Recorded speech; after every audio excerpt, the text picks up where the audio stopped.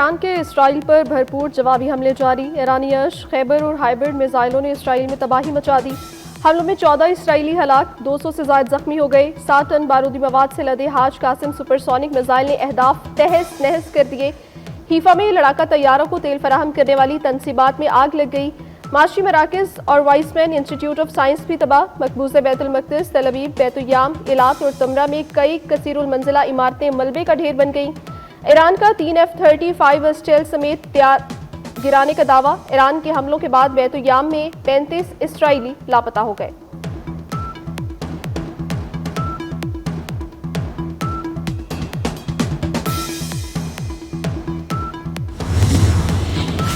ایران نے امریکہ کے ساتھ جوہری مذاکرات منسوخ کر دیے۔ فوجی اور تصویری اہمیت کی حامل آبنائے ہرمز کی بندش پر غور۔ اسرائیلی حملے امریکہ کے آشرواد کے بغیر ممکن نہیں تھے۔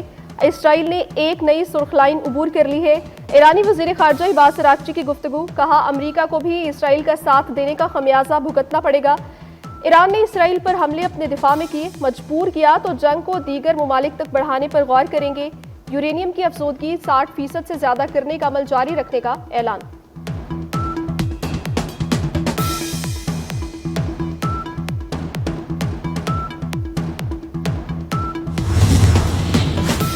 ایران اور اسرائیل کی جنگ، ایران سے پاکستانی زائرین کا انخلاء۔ نائب وزیر اعظم اسحاق ڈار کہتے ہیں ایران سے گزشتہ روز 450 پاکستانی زائرین کا انخلاء مکمل کر لیا ہے۔ موجودہ صورتحال کے پیش نظر پاکستانی شہریوں کی حفاظت کے لیے ضروری اقدامات کر رہے ہیں۔ ایران میں مقیم پاکستانی طلباء کے محفوظ انخلاء کے لیے بھی انتظامات کیے جا رہے ہیں۔ پہلے مرحلے میں 154 طلباء کو ایران سے واپس لایا جائے گا۔ ایران میں ہمارا سفارت خانہ پاکستانی زائرین اور طلباء سے مسلسل رابطے میں ہے۔ عراق میں بھی فضائی حدود کی بندش کے باعث پاکستانی زائرین پھنسے ہوئے ہیں۔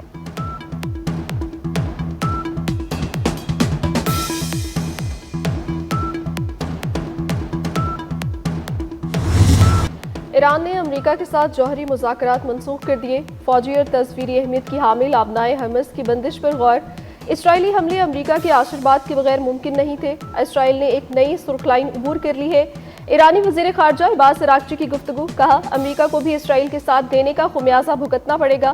ایران نے اسرائیل پر حملے میں اپنے دفاع کیے، مجبور کیا تو جنگ کو دیگر ممالک تک بڑھانے پر غور کریں گے۔ یورینیم کی افزودگی 60% سے زیادہ کرنے کا عمل جاری رکھنے کا اعلان۔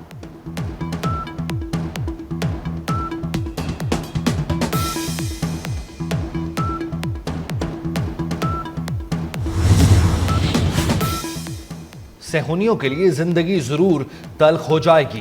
صہیونی ریاست کو اس کے جرائم کی سزا دیں گے۔ ایران کے سپریم کمانڈر آیت اللہ سید علی خامنائی کی اسرائیل کو سخت وارننگ، کہا اسرائیل سزا سے بچ نہیں سکے گا۔ ایران نے کبھی لڑائی شروع نہیں کی، کسی نے خباثت دکھائی تو کرارا جواب ملے گا۔ اسرائیل کے ایران پر کروز میزائلوں سے حملے، شہداء کی تعداد 80 ہو گئی۔ مزید 2 ایرانی جرنیل اور 3 جوہری سائنسدان منصب شہادت پر فائز۔ شہید ایرانی سائنسدانوں کی تعداد 9 ہو گئی۔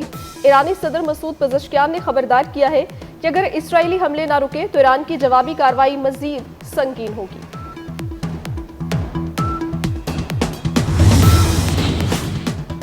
ایران کے جوابی وار نے دنیا کو ہلا کر رکھ دیا۔ اسرائیل نے مدد کے لیے امریکہ کے پیر پکڑ لیے۔ تنازع کو سلجھانے کے لیے عالمی رہنما سرگرم۔ امریکی صدر کے روسی ہم منصب اور اسرائیلی وزیر اعظم سے طویل ٹیلی فونک رابطے۔ ترکیہ کے صدر کا سعودی ولی عہد شہزادہ محمد بن سلمان سے ٹیلی فونک رابطہ۔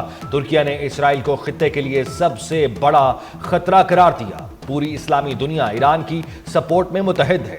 سعودی ولی عہد محمد بن سلمان کی ایرانی صدر کو یقین دہانی۔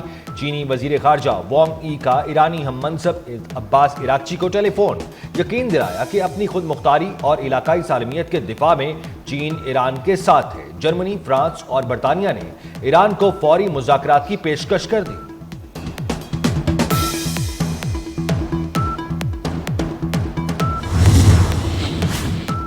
اسرائیل کا یمنی مسلح افواج کے چیف آف جنرل سٹاف پر قاتلانہ حملہ۔ یمن کی مسلح افواج کے chief of general staff major general Muhammad عبد الکریم الغماری بال بال بچ گئے۔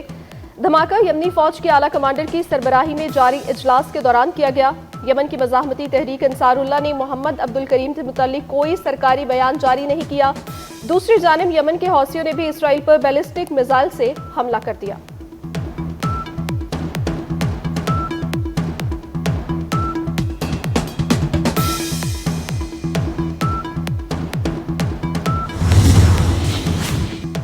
خطے میں بڑھتی کشیدگی کے پیش نظر ہنگامی معاونت کی فراہمی، برطانیہ نے مشرق وسطی میں فوجی طیارے تعینات کرنے کا فیصلہ کر لیا۔ برطانوی وزیر اعظم کیئر سٹارمر نے G7 کانفرنس میں شرکت کے لیے کینیڈا روانگی سے قبل میڈیا سے گفتگو میں کہا، ہم خطے میں فوجی اثاثے منتقل کر رہے ہیں جن میں طیارے بھی شامل ہیں، ہمیشہ برطانیہ کے مفاد میں درست فیصلے کروں گا۔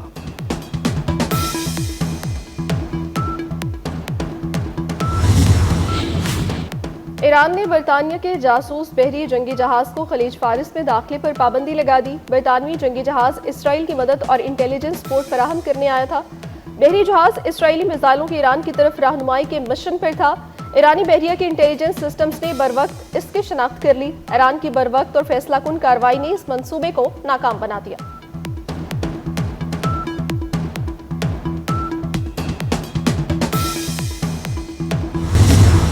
ایران نے امریکہ کے ساتھ جوہری مذاکرات منسوخ کر دیے۔ فوجی اور تصویری اہمیت کی حامل آبنائے حماس کی بندش پر غور۔ اسرائیلی حملے امریکہ کے آشرواد کے بغیر ممکن نہیں تھے۔ اسرائیل نے ایک نئی سرخ لائن عبور کر لی ہے۔ ایرانی وزیر خارجہ عباس اراغچی کی گفتگو، کہا امریکہ کو بھی اسرائیل کے ساتھ دینے کا خمیازہ بھگتنا پڑے گا۔ ایران نے اسرائیل پر حملے میں اپنے دفاع کیے، مجبور کیا تو جنگ کو دیگر ممالک تک بڑھانے پر غور کریں گے۔ یورینیم کی افزودگی 60% سے زیادہ کرنے کا عمل جاری رکھنے کا اعلان۔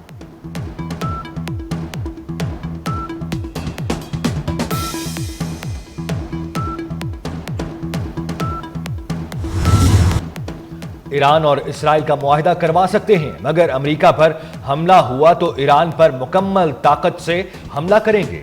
امریکی صدر ڈونلڈ ٹرمپ نے متنبع کر دیا، کہا امریکہ اسرائیل اور ایران کے درمیان تازہ ترین تنازع میں شامل نہیں ہے۔ امریکی صدر اور روسی صدر پیوٹن میں بھی ٹیلی فونک رابطہ۔ صدر ڈونلڈ ٹرمپ کا کہنا ہے اسرائیل ایران جنگ ختم ہونی چاہیے۔ پیوٹن سے اسرائیل ایران جنگ پر گفتگو ہوئی۔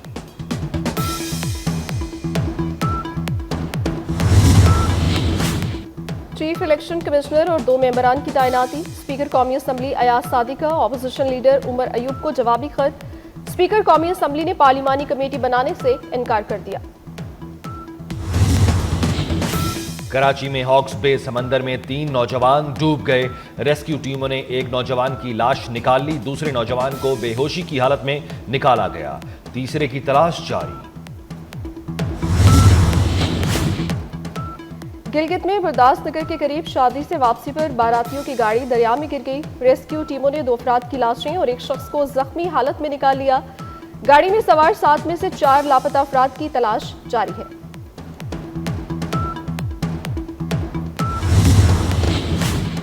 لاہور میں شادی کی تقریب میں دلہے کے دوست کی ہوائی فائرنگ کی زد میں آ کر 4 بچوں سمیت 6 افراد زخمی ہو گئے۔ پولیس نے ہوائی فائرنگ کرنے والا ملزم گرفتار کر کے اسلحہ برآمد کر لیا۔ ملک کے مختلف شہروں میں بادلوں کی رمجھم، قصور پتوکی میں بارش سے گرمی کی شدت میں کمی۔ لاہور میں مطلع ابر آلود، سندھ کے مختلف شہروں میں بھی بادل برس پڑے۔ محکمہ موسمیات کے مطابق آئندہ 24 گھنٹے میں خیبر پختونخوا، بلوچستان، کشمیر اور گلگت بلتستان کے بعض مقامات پر بھی بارش کا امکان۔ آندھی اور جھکڑ چلنے اور کچھ مقامات پر ژالہ باری کی بھی پیش گوئی۔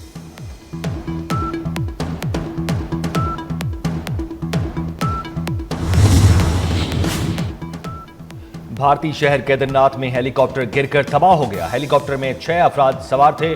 بھارتی میڈیا کے مطابق ہیلی کاپٹر دیران سے کیدر ناتھ جا رہا تھا۔ باپ شجدار سایہ جس کا کوئی نعم البدل نہیں، اولاد کے لیے ہر دکھ درد سہنے والے باپ کو سلام۔ آج اس حسین رشتے کا عالمی دن ہے۔ اور راولپنڈی کے علاقے ڈھوک بنارس میں ڈکیتی، 2 ڈاکو دن دہاڑے 4 دکانیں لوٹ کے فرار۔ واردات کی CCTV فوٹیج منظر عام پر آ چکی ہے۔